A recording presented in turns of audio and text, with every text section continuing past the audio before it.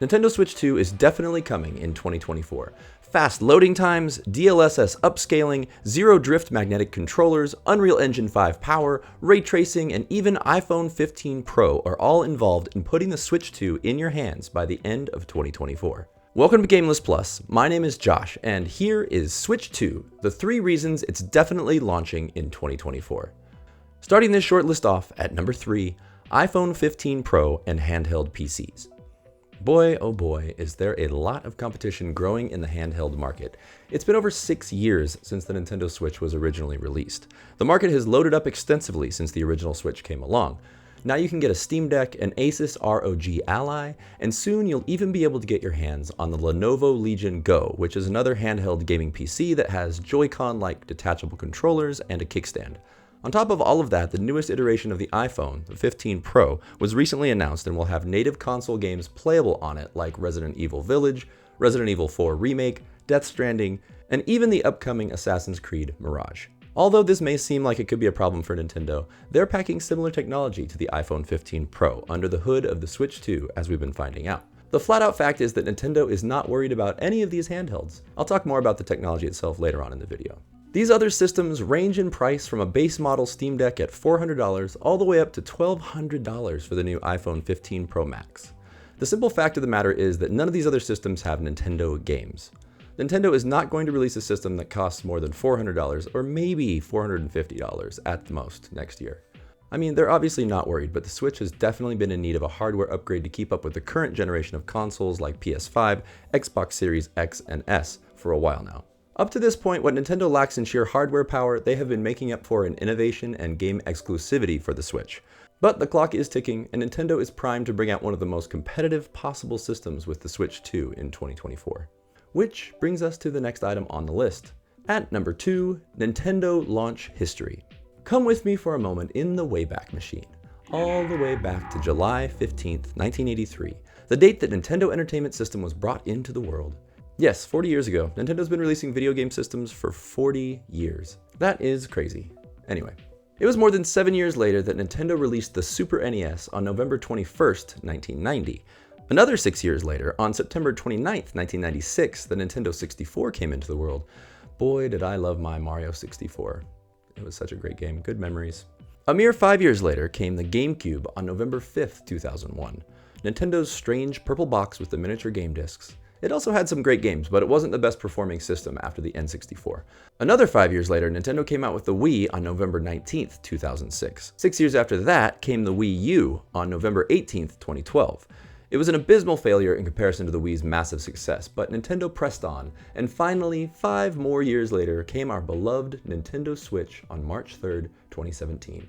So what's the point of all this and all these dates that I'm talking about? I just want to illustrate that as we go through the years of Nintendo system releases, we have 7 years, 6 years, 5 years, 5 years, 6 years, 5 years, and now we are at 6 years since the Switch came out. On March 3rd of 2024, it will officially be 7 years since the release of the Nintendo Switch.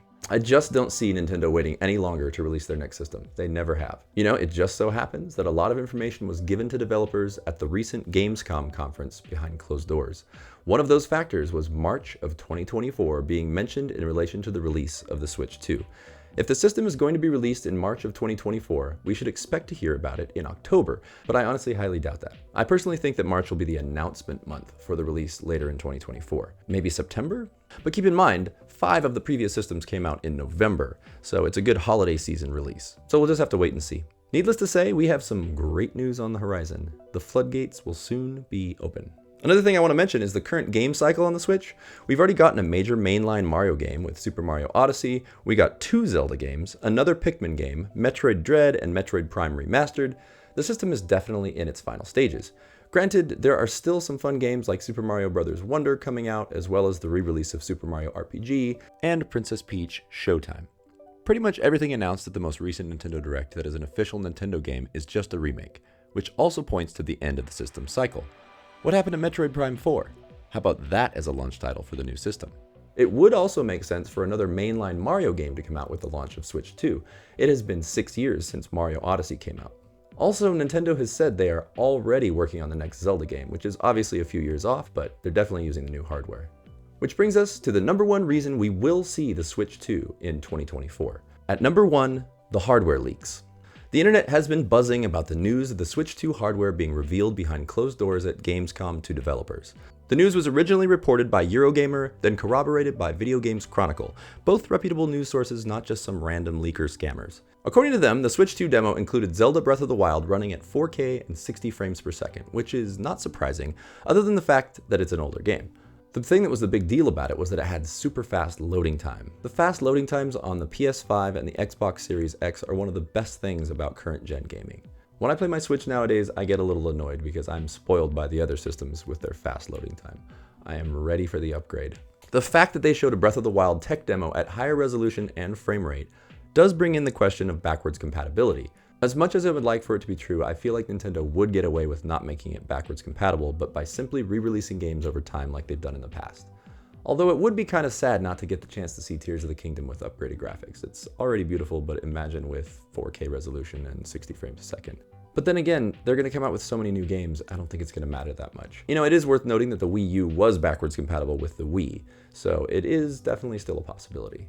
In that behind-the-scenes reveal, another source reported that they showed the Matrix Awakens Unreal Engine 5 tech demo on the Switch hardware. It's the same demo that we saw running a couple years ago on the Xbox and PlayStation hardware, and they say it looks just as good, which is kind of amazing.